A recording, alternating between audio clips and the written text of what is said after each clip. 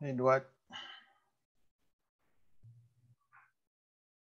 how are you?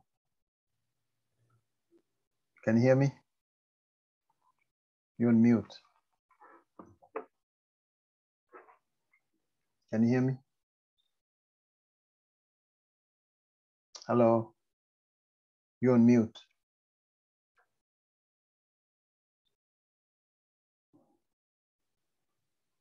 How are you doing, Dwight? I see you on mute. Unmuted.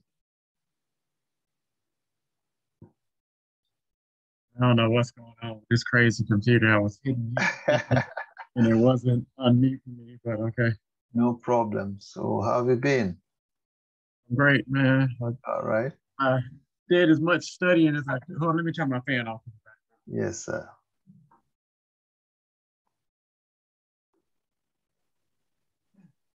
Did as much studying as I could today. I had a longer day in church than expected. Yes. And you have to go to church. Yeah, I listened to the video from yesterday. Yes, and sir. I also read the how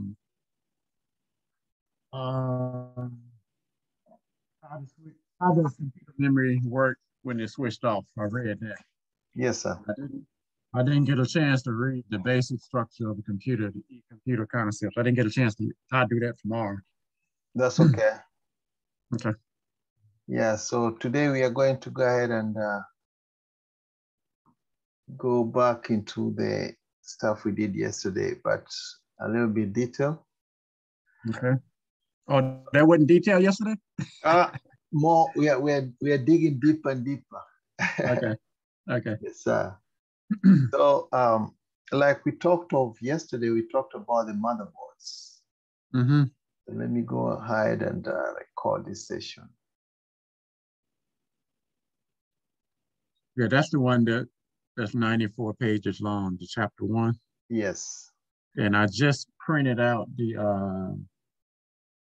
quiz at the end of it. I was going to look over it later. Yeah. So we talked about the motherboard, the processor, and the memory. So chapter 1 is about the motherboard, the processor, and the memory. And remember when we talked about the motherboard, we saw the picture of the motherboard, and the motherboard is just a lot of components. Some of the main things on the motherboard consists of the processor, which is the CPU, the central processing unit, which also consists of the arithmetic logic unit, and it also consists of this control unit and also the memory. So the memory we divided into two, the RAM and the ROM. And if you look here, it's the same thing we have today, but now we are getting into the physical component. Now that's the hardware. So the physical component or the hardware basically refers to the physical component of a computer system, the tangible parts you can touch. And then there's the aspect of the software, which is not touchable, but you can actually see it during some operations. So the computer has the ROM, and inside the ROM is what we call the firmware, which is also known as the BIOS. The basic information, the basic input-output system, BIOS. Basic input-output system. Now the BIOS component, we have the RAM. So the BIOS, when it loads, it coordinates with the RAM, which is the random access memory, coordinates with the hard drive, it coordinates with the optical drive, which is already available in other computers, but not all computers. It also coordinates with the CPU, and there's a boot sequence. When you see the screen scroll with the black stuff, which are written, those are the BIOS, but it's a boot sequence, the sequence of events. And there's also enabling and the disabling of devices. If your printer is connected to your computer when you're booting up, you'll hear the printer being tested. And of course, the mouse, you might not see, but the mouse, if it has a light, you'll see it blip, actually blinking. And once the testing is done, the process will go up to completion, and then you'll be able to visualize on your monitor the date and time. And it can also tell you the clock speed of that computer, like it could be a Pentium or it could be, let's say, AMD. And you'll also be able to visualize on the screen. Now the security or the BIOS security has a password. Some of them, they don't come with password, but it's upon you if you want to set a password to help you be able to block any unnecessary interference, say from somebody who might not know, they can come and access your BIOS. So if you have a password, that's going to be a good thing. Now, your question will be, what will happen if you put a BIOS password and then for some reason you forget the password? Now that's easy. You can always reset the password by just removing that small battery, which we saw the size of a quarter. You just remove it and then put it back. It will reset the password and reset the clock. And then you can go back into the BIOS and basically do the configuration. Now, when you say if you forget the password, when you take the battery out, put it back in, you do the password or the computer sets it up? Now the password normally is set by you. Okay, but gotcha. All computers, when they come, the password is given as a choice if you want to set one up. Okay. So when you set one up, you probably at one time might have forgotten it. If you need to go into the BIOS and do a few changes, you may have forgotten it. The only way you can actually reset the password, or the best way which I know, is to remove the battery, like for a few seconds, and then put it back on. And then make sure you lock it in place and then turn the computer on. At that point, that computer will now have no BIOS password. Okay. Yes. Did it ask you for a new password? So the BIOS, when it boots, it does not ask you for the password. It only asks you for the password if you want to access it. Okay, gotcha. Yes, sir. But if you don't want, if you have no business accessing it, it will not ask you for that password. I got you. Okay. Yes, sir. So we have the built-in diagnostics. Like most of the computers, they have built-in, say, if the memory for some reason is malfunctioning, the BIOS will report that. So that's a built-in diagnostics. If the hard drive for some reason is not working, it will tell you. If, let's say, the monitor and other stuff are not working the way they are supposed to, they'll get to send you a signal. And most of the time will be either audio from like how many number of beeps, or you can actually visualize on the screen. Or it can tell you, hey, you need to change this and do this, and then press maybe F1 to continue. For example, if the battery, the BIOS battery is running low, if that's the case, then what we need to do in such a situation is just basically to buy a new battery. So you go with that battery to like a store, let's say Walmart, and you just get the same exact battery. Okay. Then you can come and replace it with. And there's also monitoring of temperature, which if the computer is running hot, so the fan speed will have to increase. If it's really very hot, then the computer can shut down. So it can stop maybe frying your motherboard. So those are some of the internal monitoring. So there's also that intrusion detection. If somebody is trying to access it, let's say illegally from outside your environment, there's software in place to help you detect that. And we will learn that very deeply when we start getting on the software side. You know, I just thought about something. I've done a little bit of this, but this was like a long time ago when I first started working at the post office. And me and a friend of mine, he was building a computer, and I was helping him with helping them build it, you know, with the fan. Because, you know, because I think one day it ran hot and then we put memory in it. So it was like I had a little taste of it. It was a very, very long time ago. Okay. So did the memory fry? Like if it's very hot, what happens immediately? Computer shuts down.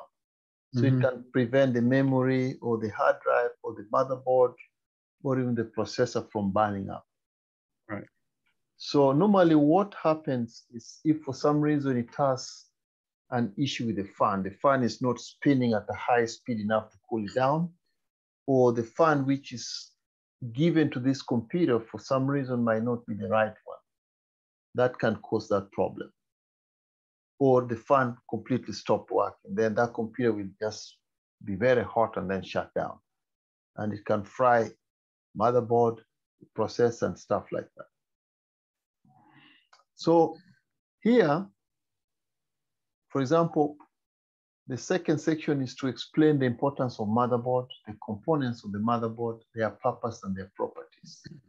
So we have the types of motherboards. We have the ATX, which is the regular motherboard, the one we saw like yesterday. And then there's the micro, the very small one. And then there's very small one, the mini. And they're all given different names. So we have the ATX, and then we have the micro ATX, and then we have the mini ITX, and then we have the ITX. So the ATX, okay, motherboard, normally go by the dimension. So they give them specific dimensions for them to qualify for those names. So you can check and see some of them, they go by the slot they have on it. So EATX or extended ATX is slightly larger size of motherboard due to the extra features it offers.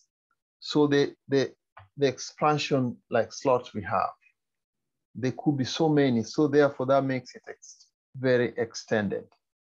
Because of this increase in size, computer cases, such computer will be larger. Okay, so the housing of that case, the case will be larger than the regular ATX motherboard. Right.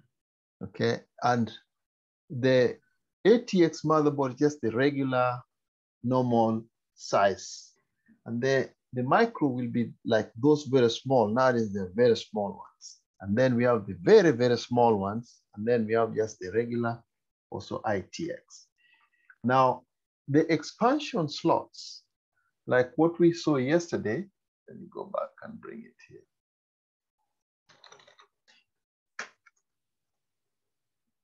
Okay, motherboard.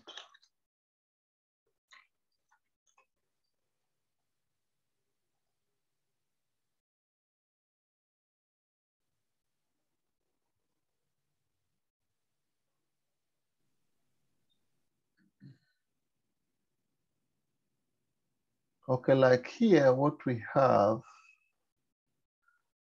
this will be a regular, let me see if I can expand it.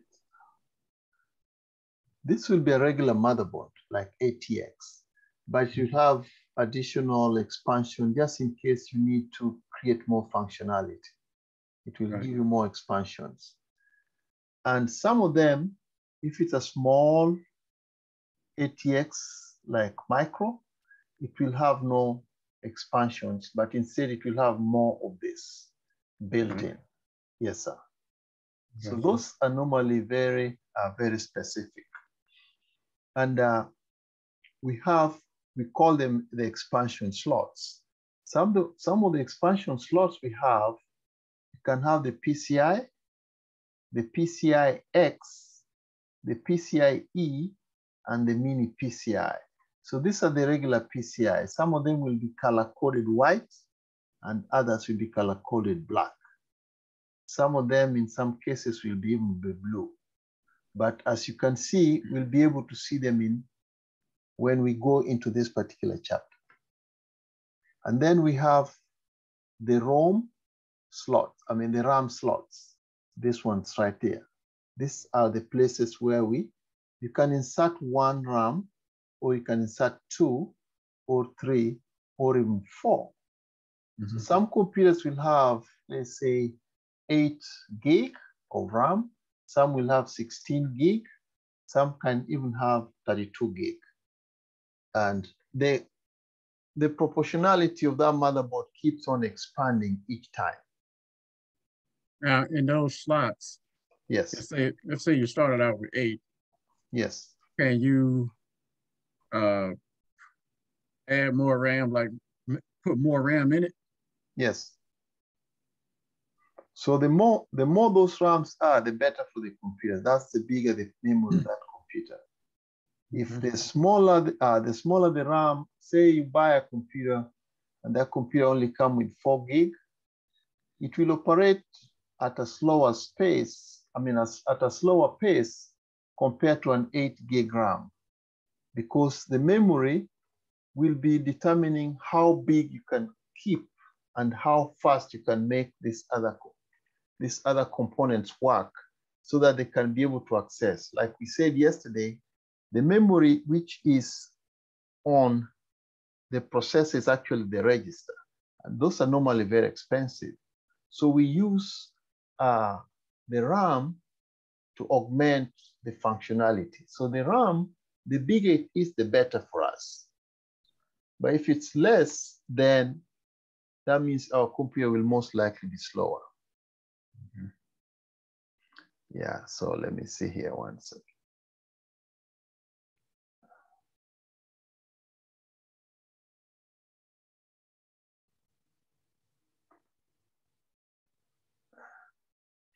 Okay, so we have the CPU slot. The CPU slot here will be able to determine what type of CPU we will be able to use. Some of them nowadays are getting smaller and smaller. But in the initial stages, when the computer first came out, that place used to be very large. So there are different CPU for that particular area. Yes, sir. Okay. So they're smaller, but they're more powerful now. They are getting more powerful and they're getting very fast. So you can find like a smaller CPU with a lot of registers. Right. So that means that CPU can operate at a very high speed and interchangeably use the data as we go. So it uses that cache area and also uses the register. Okay. And then we have the different types of, we call it the slot for the battery, we call it the CMOS battery, or we call it the BIOS battery. And then there's a chipset. The chipset is a type of chip which is used on that particular motherboard. So you'd say most of them are like coming from, let's say, Taiwan or China. So different companies will have different chipset, and they probably will be running like Phoenix. Some country with Phoenix, a company which created the software, which will be the one to run that particular, let's say, BIOS. So that chipset will be something like, you see here, in here, there'll be like a chip. And then in here, there'll be a chip. Those type of chipsets are what is being referred to here. And they come, some are North Bridge and some are South Bridge, and we'll be able to determine what those means. So the CMOS battery is the same as the BIOS battery, which is the size of a quarter. And then we have the power connection. So the power connection, let me go ahead and grab it here. Yeah, all this gonna make a whole lot more sense when that desktop comes in. Yes. I can actually see it. Exactly. While you're talking. Yeah. All right. You said it should be here in about 4 days. It's supposed to be coming on UPS. Okay. So hopefully I have it by Friday or Saturdays, but we'll see. That would be great. Because you'll be able to open it, and if it's yours, you don't have any fear of like messing anything. Yeah, and that's another thing too. Yeah. You know, they had a thing where you can buy the extended warranty or whatever, but I'm like, I don't need that because if I break it, I fix it. Yes. Yeah, and we can mess it up, and also we can actually order some new components for it to enhance it and speed it up. That's what I was thinking about too. Yeah. Okay. Yeah, by the time we do that, man, you'd be like, man, you can tell me anything, the computer, wake me up, I'll be able to answer that. I know, right? Yeah. You know, I hope so, man. I'm looking forward to that. Oh, man, let me tell you, Dwight, that's the best thing you've ever, that's the best thing you'll ever do by just ordering that computer. So when we talk about it, you'll be able to see it. See, exactly. Because it looks funny on the page, looking at it on the screen. Once you actually can see it and touch it, then it makes a big difference. Yes, it's very hard to relate to that if you cannot see it. Yes. So for example, when we talk of computer power supply, power supply, for example, the one for the laptop.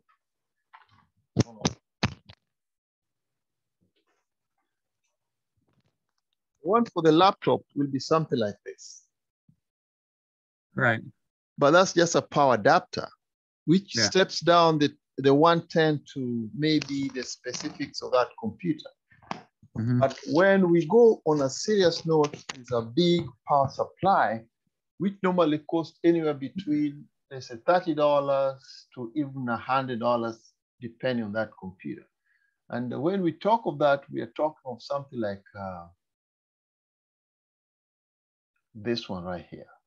So all these are power supplies. You see, some of them are $116. Some are just very cheap. But this one fits in the box. Right. So you can have something like this one. Let's say you have a computer you want to take to Zambia. Zambia, maybe they use 240 volts, which is pretty much the British way. But over here, we use 110 volts. So you'll have to learn how to figure this out, because over here in the US, this will be at 110, so you flip it to 110. If you reach, let's say, Zambia, and you want to plug this computer in and you don't,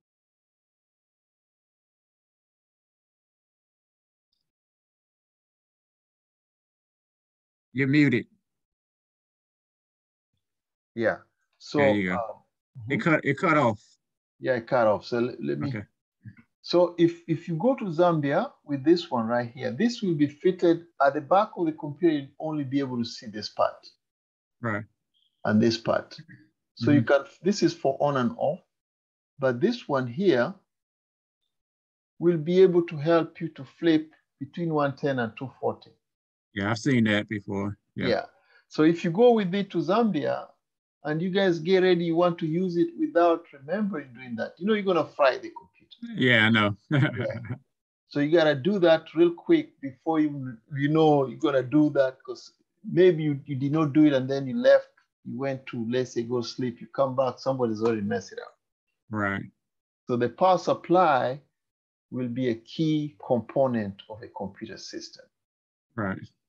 And then in the power supply, there's also a fan which cools it down. Yeah, before you shut off, I told you this right here is beginning to look familiar, because when back in the day when we did that, I remember this part here. Yes. Okay. Yeah, this one is very familiar. So there are cases whereby you could be talking of, let me take this one right here. See, these are different motherboards. So you have something like, let me show you this one. You see this motherboard here? It's not showing yet. Okay. Can you see it now? No. I'm still looking at the power supply. Oh, okay. Let me see here. Which one am I sharing? 1 second.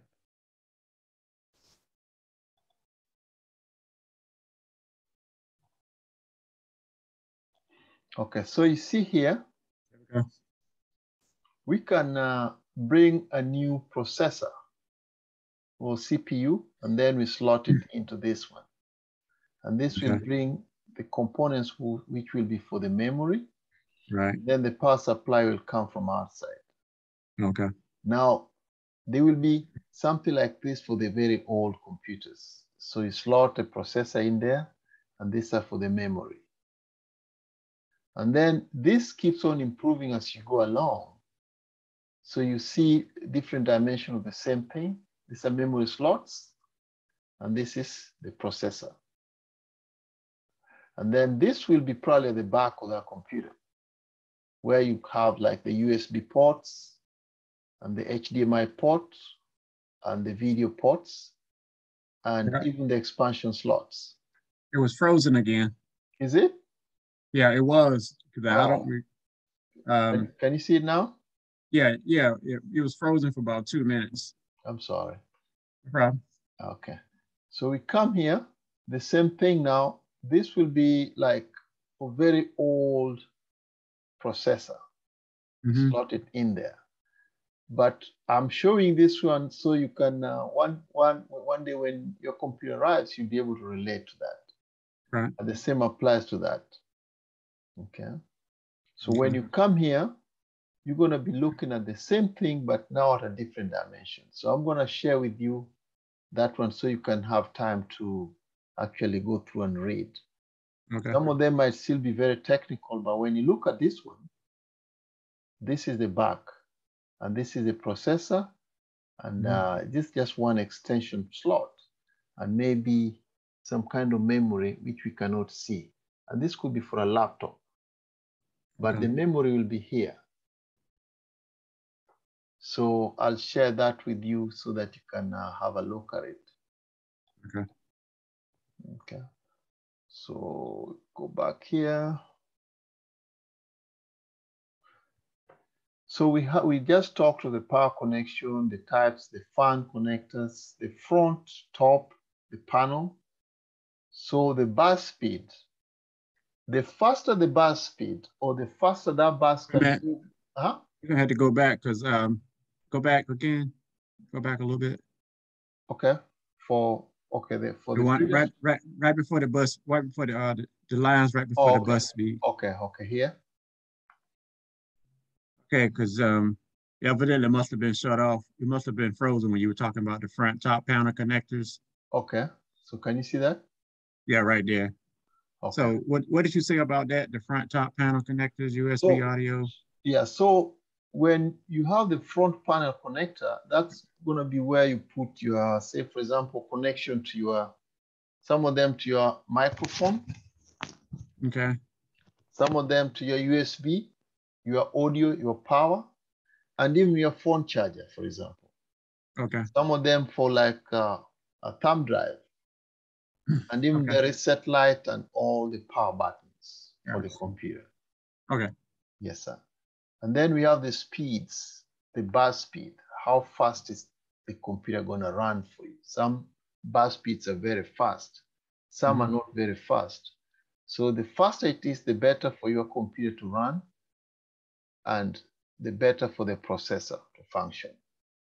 Now we can also compare and contrast the types of RAM, which are random access memory types.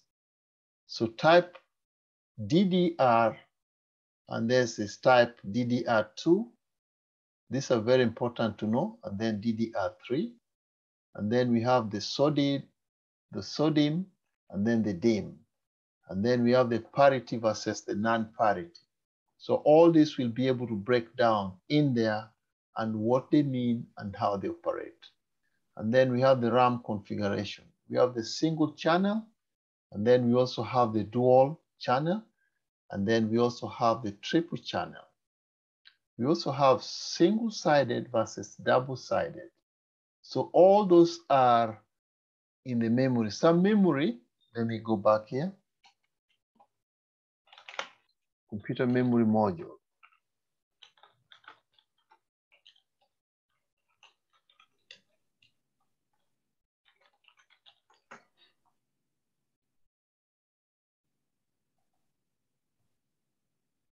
when you have different memory modules, some of them will be just one single side.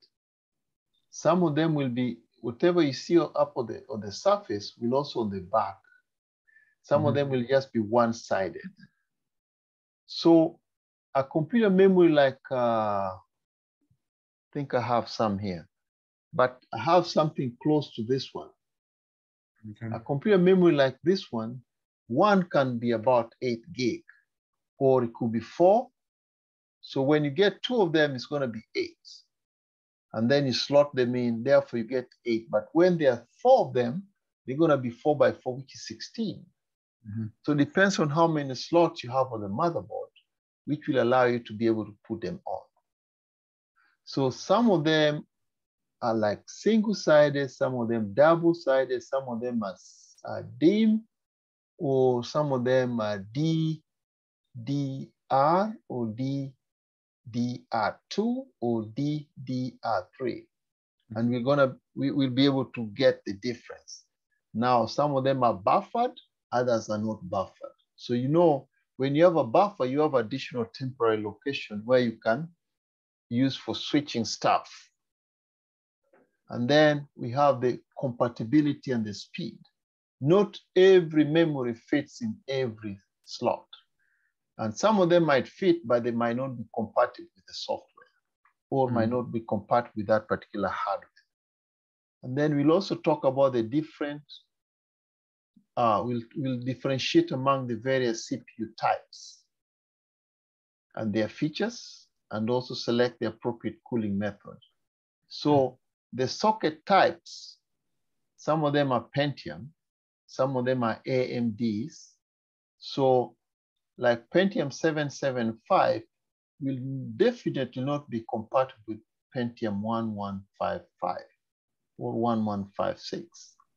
So those are going to be different. Now the characteristics, we talk about the speed, the core, the cache size. We talk about the type, the hyperthreading.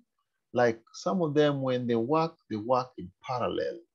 As they work, they switch and forward, back and forth as they go.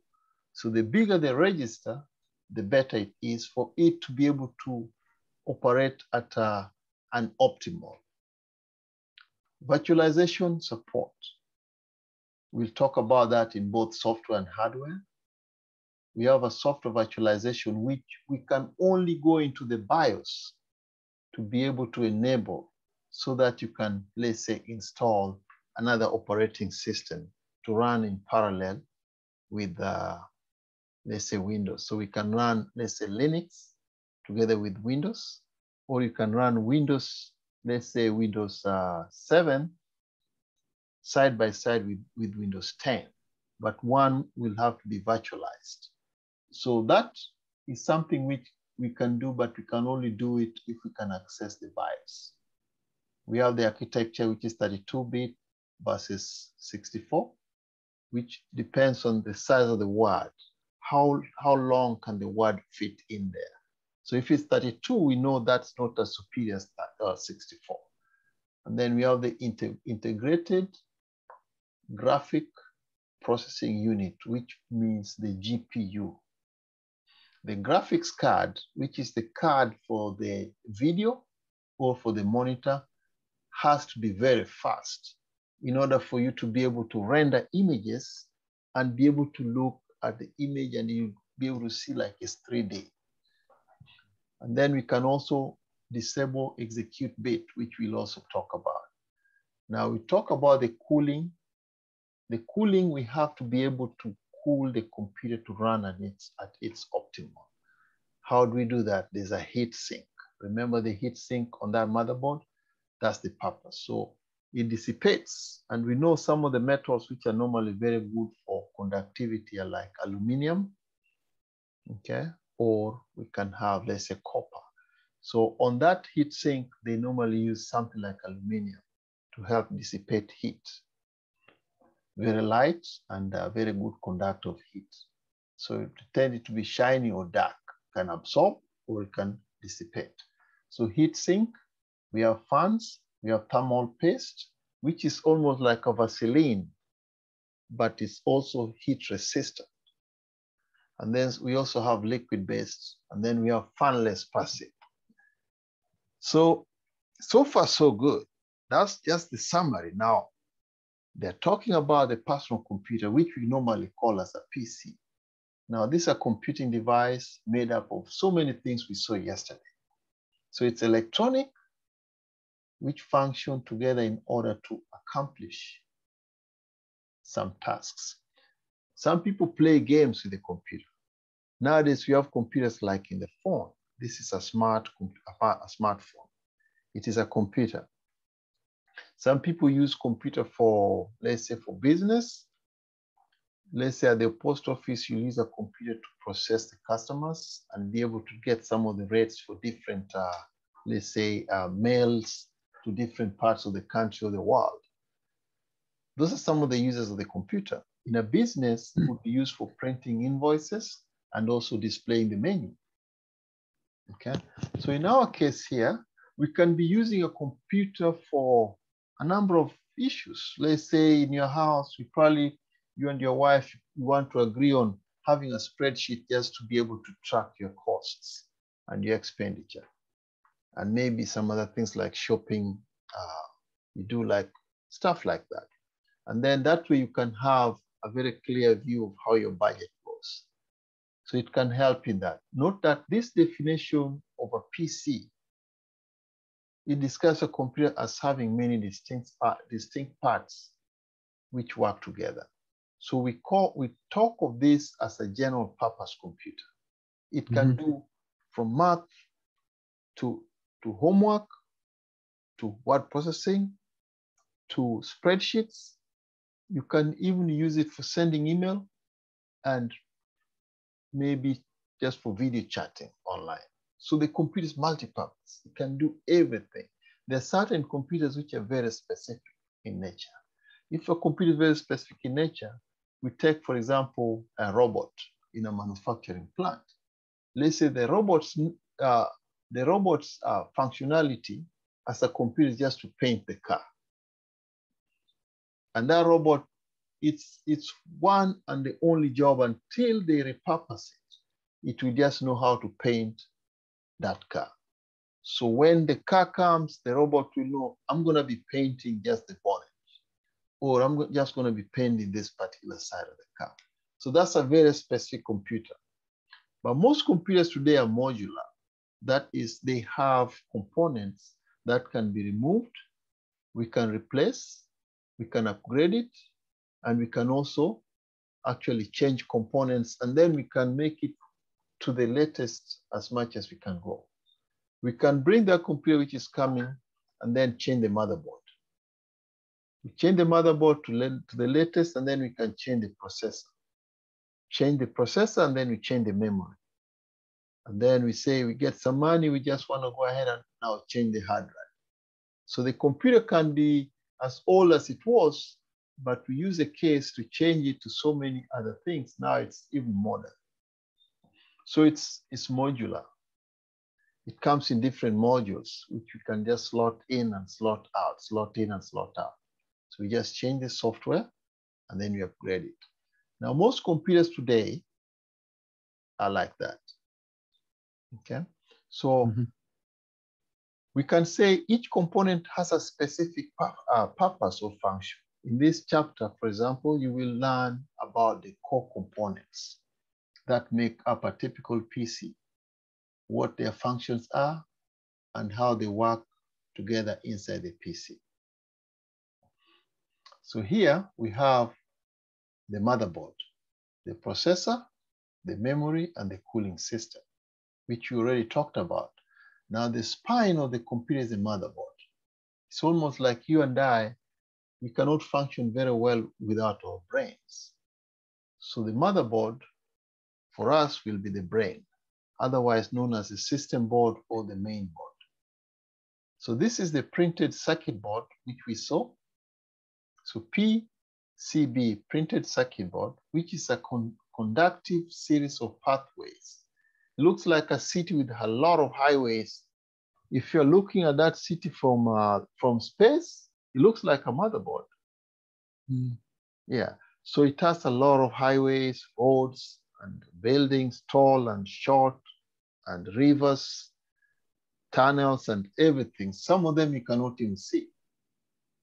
So PCB, which stands for printed circuit board, is a conductive series of pathways laminated to an unconductive substrate lines, which basically go across that particular motherboard. And is often a uniform color, could be green, okay, could be reddish, depends on the manufacturer or the purpose, okay, such as olive, brown, or blue. It is the most important component in the computer because it connects all the other components together. From the motherboard, we run to the power supply.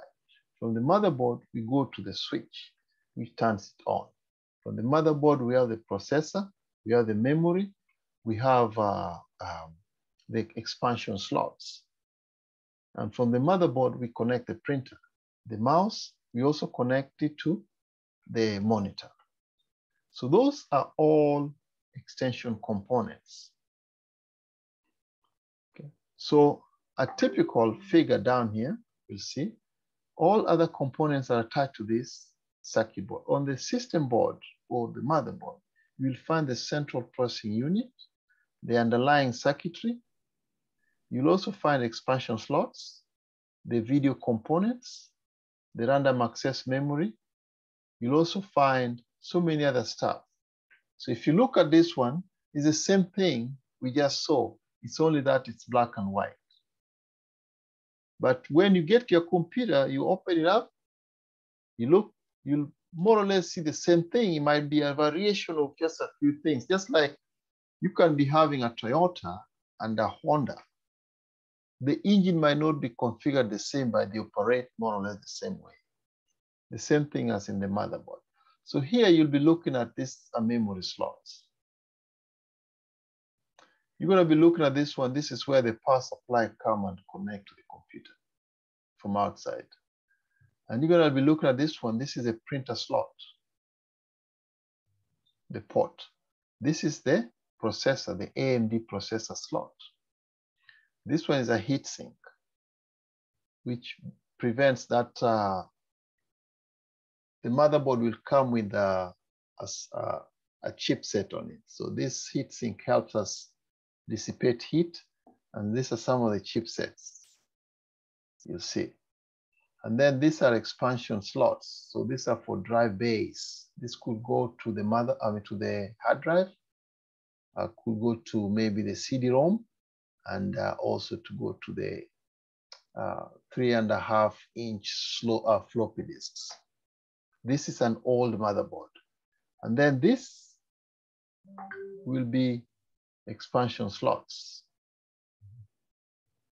So a typical motherboard, but in color, it will be much more good to look at. And this, I can tell you, when you go do your exams, something like this might be brought to you in the exam, and then they tell you to identify some of the common components. Okay. So system board form factors. The system board are classified by their form factors. The design, such as the ATX, the micro ATX, and the ITX. So here they tell you to exercise care and vigilance when acquiring a motherboard. If you already have a case, you want to go ahead and buy a motherboard which you know will be able to fit in that case. So if you buy a case, buy, let's say, micro ATX case, you need to buy a motherboard which is the same type, so that you can, it's almost like you bring the engine of a car, but you bring that Honda engine into a Toyota engine, it might not work. So some cases are less accommodating than others, and they might not be physically compatible. Advanced Technology Extended, ATX. ATX stands for Advanced Technology Extended. Now, Intel is one of the main companies. And of course, we know there are other companies like Texas Instruments, and we also have AMD. They work on the chips. That's all they do. So the motherboard, ATX motherboard, is one of those old ones, like in the mid-90s. It's been improved upon, and now we have very better ones coming. Now we have the old, very old one. We have 80 style motherboard architecture that had ruled the PC world for many years, like in the 90s, big, like from early 90s all the way to mid-90s. Now the ATX came and took over. It has the processor and memory slots at right angles to the slot, to the expansion slots. If you look, this is right angle to the memory. Okay, so this arrangement puts the processor and memory in line with the fan. So they do a lot of design so that when the fan is on, the cooling system is going to the memory and also to the expansion slots. The expansion slot, the expansion slot in this case will even have like an old model, the memory, the video card, the network cards. So all these, they get warm and sometimes they run hot. The fan has to be in that computer, the processor fan. Nowadays, you have a motherboard fan. We have a fan which is just sitting up there to cool everything. And then we also have a fan from the power supply. So all this make sure that everything is balanced. So when you get time, you read through this one, it's going to give you some of the dimensions. Now, for example, the ATX and its derivatives is a primary motherboard in use today. Now, today might be relative. This might be in the early 2000s. Now we have the micro, the very small ones. And then we also have the micro ATX, which are very small. Some of them, you can actually carry them in a briefcase. So this is designed to work in a standard ATX cases. Some of them are very small, you just slot it in. And those cases, they can take ATX or micro ATX. Okay. Some trade-offs come with this small form factor. The compact use of space, for example, you must give up quantity. Some slots are not available. So some of them, they have a lot of built-in stuff. And the problem is, if you lose one component, you lose the whole motherboard.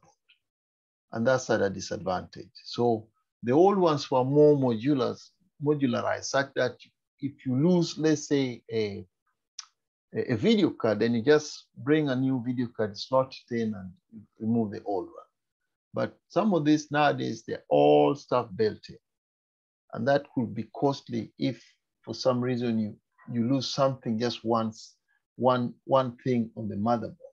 The whole thing is integrated such that you just have to get rid of the whole motherboard. So you also have few micro ATX chassis base, although the same small case as small scale motherboard can fit into much larger cases. So we'll be able to see that. And some of them are like very large cases, but take small or medium or even large motherboards. So be aware, if you, let's say you're a technician, you want to order motherboard, say for example, for your computer for a customer, you just want to make sure you get the right order. So all these dimensions will walk you through them. The micro, for example, 9.6 by 9.6. This is equivalent of 244 millimeters. So this must be like centimeters, almost a square right there. So as you can see, this is ATX micro, and this is ATX, the full-blown motherboard. The computer you ordered will probably come with something like this. But something like this can also fit in that computer, which means it's almost 3/4 of the length of the older one. Now we have the ITX. The ITX line of motherboard form factors was developed by VIA. That's a company, as a low power. So they consume lower power. So they are more economical, such as for home theater systems and embedded components. So you can take such a motherboard let's say you do some TV nowadays, they come smart TVs. They have some of these motherboards on board of those smart TVs. Or you have a refrigerator which has a smart component part of it. They put some of these motherboards in those smart TV or refrigerators.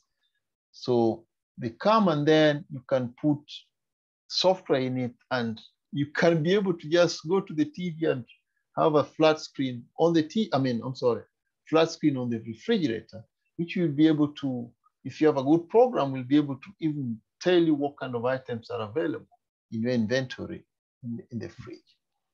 So they built this one, VIA. If you look here, this is ASUS motherboard, ASUS, but VIA is a chipset. Mm-hmm. This is VIA, this is the manufacturer. So the manufacturer of this can go ahead and buy some other different components. So the different component from here is coming from ASUS, but the motherboard manufacturers VIA, and this slot here will probably be with Intel. And maybe we can buy this and then put it in a case which belongs to Dell. And then you sell it. So it's a component for many different, but the software is running probably Windows or Linux. So it's like a mix and match so long as the configuration fits. And these are the different dimensions for each. Some of them are mobile, like really small. Some of them mini, nano, and pico. Those are their different dimensions. And then we have the mini. Now they give you the pictures. Some of them are very small. If something like this one, with your good knowledge in technical, you can put this in your fridge. And if you know how to connect it very well, you can make your fridge smart fridge. And then you put a display, and then your TV will be able, your fridge will be able to probably communicate with your TV and your computer and your phone. When you're away, you can access, and this can also be, let's say, for your home security network. So motherboard, the good thing, they can work across the board. Depends on the software and the components you plug on them. So it's not necessarily for the laptop, and it's not necessarily for just the item it's meant for. And then we have the system board components. We have the chipset, the expansion slots, and the memory slots. Now those are like the chipsets. We have the expansion slots. We have the memory slots. So those are the components. And then we have the CPU, the power. Now the CPU here, this one. Mm-hmm. And then we have the power. And then we have the keyboard at the back, the onboard disk drive base, which are these slots here. If you look at these slots, this is for onboard hard drive. Mm-hmm. And then this will be for connection to the video card, the printer, the USB ports. Mm-hmm. Okay. And then we have the BIOS, which is actually sitting on the motherboard. And then we have the CMOS battery, which is the quarter size battery. Then we have the front panel, where we can connect the switches, the LED lights, and all that. Now this will take us to the bus architecture, which I would like, probably, if you get time, you go ahead and read, because this is going to be a more process, and we are running out of time. So this will be something which we will be able to capture on, we're going to meet again on Saturday. Yeah. So we'll be able to capture the bus architecture, and it's going to be more complicated, because the more we dig in, the more technical it becomes. So go ahead and read something to do with the bus architecture, and also read more to do with the types of buses. We'll talk of the USB, the SCSI. We talk of the ATA, the PCI. Those are different highways we use for communicating with our systems. Yes, sir. Do you have any question for me? No, head hurt now, but I'll be all right. All right. Yeah. Yeah. I'll be fine. I just got to get my brain used to going hard like this. Yeah, I look forward to finish this chapter next week. Okay. Latest Sunday, so we go to chapter 2. Okay. But the more we'll do, we might skip a few chapters because some of them will just be a repetition of what we did already. Gotcha. Okay. Yes, sir. All right. I appreciate it. All right, sir. Thank you so much. All right. Take care. Hopefully I get that computer before the weekend. No problem. Thank you, sir. All right. Take care. Bye. Oh, you too. Bye-bye. Bye.